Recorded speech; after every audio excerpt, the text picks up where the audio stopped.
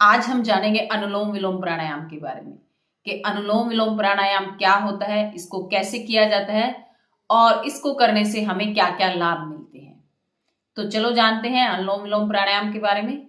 Hello and नमस्ते, मेरा नाम है उषा लाठर। मैं हूं एक वेलनेस और फिटनेस कोच। मैं मदद करना चाहती हूं दुनिया के उन लोगों की जो बेवजह ही अपने शरीर को लेकर परेशान रहते हैं। इसमें परेशानी का कुछ भी कारण नहीं है। आप थोड़ा सा ध्यान अपनी तरफ दीजिए और थोड़े छोटे छोटे से कार्य करने शुरू कीजिए, फिर देखिए कि आप कैसे हेल्दी और हैप्पी होते चले जाते हैं।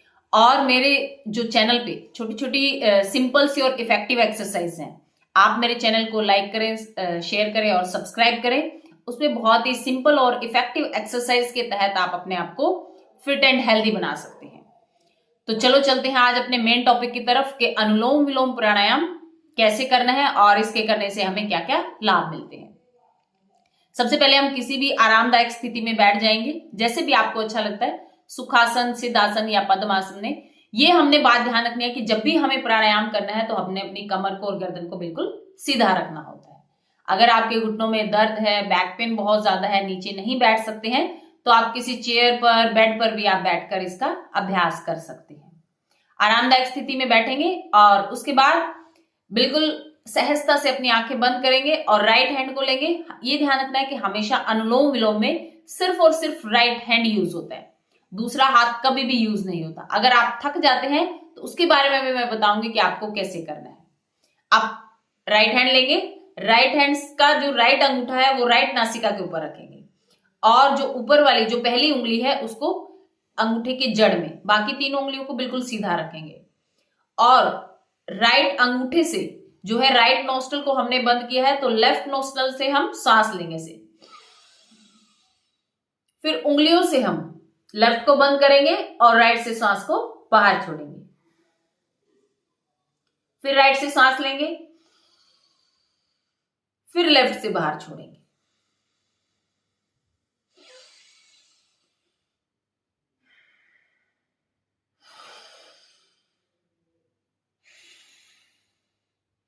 इस तरह से हमने जिस नासिका से श्वास को लेना है दूसरी नासिका से उससे बाहर निकालना है, और जिससे बाहर निकालेंगे उसी नासिका से श्वास को फिर से अंदर लेना है और फिर से दूसरी नासिका से बाहर निकालना है।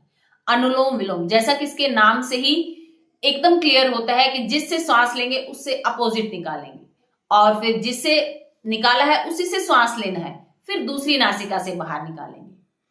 अब ये देखो, इस जब हम ये प्रोसेस करते हैं ऐसे, तो श्वास हम खींच कर लेते हैं तो श्वास ऊपर की ओर जाता है, मस्तिष्क की ओर जाता है और फिर घूमकर दूसरी नासिका से बाहर निकलता है। फिर हम अगर सूर्य भेदी से लेते हैं तो उसको चंद्र भेदी में से निकालते हैं, चंद्र भेदी नाड़ी से श्वास लेते हैं तो सूर्य भेदी में से निकालते हैं।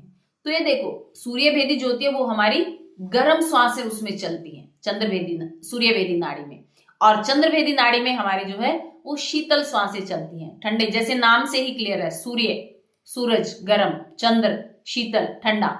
तो इस तरह से शरीर को संतुलित करने के लिए भी ये जो प्राणायाम है बहुत अधिक लाभदायक होता है।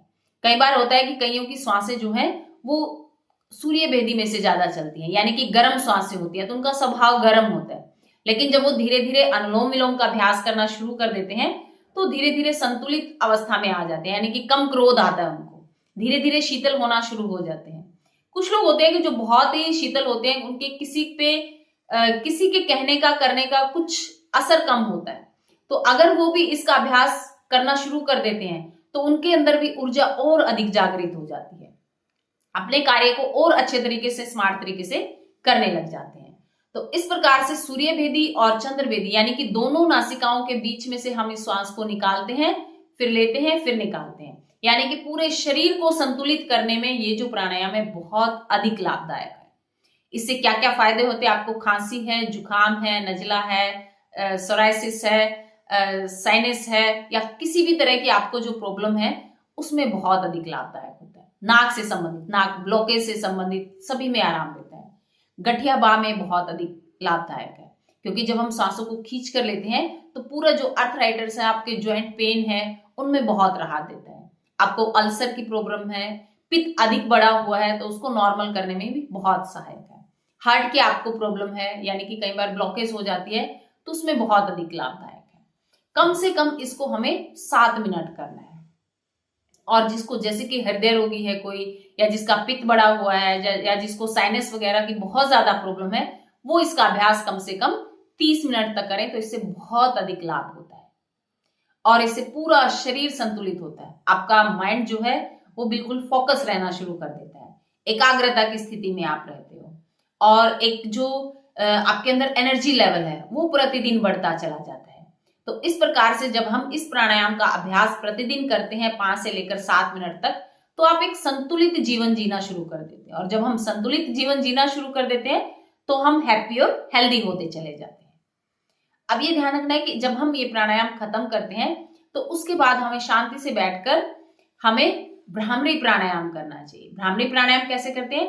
पहली उंगली माथे पर रखते हैं, दूसरी आंखों पर, बाकी 2 गालों पर, अंगूठे से कान के ढक्कन बंद और लंबी गहरी सांस लेते हुए हमें होठ बंद करके ओम का उच्चारण करना है, जैसे मैं आपको करके बताती हूँ।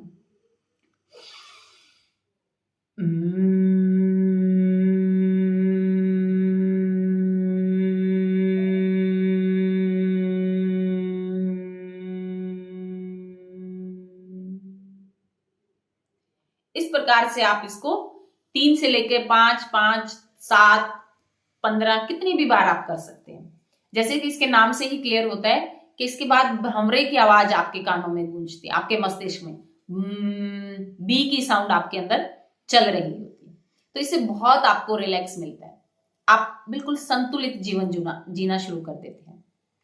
अगर आपको मेरी वीडियो अच्छी लगी है तो इसको लाइक, शेयर एंड सब्सक्राइब करिए और मेरे चैनल को अधिक से अधिक लोगों तक या अपने दोस्तों तक पहुंचाने का कार्य करें। धन्यवाद।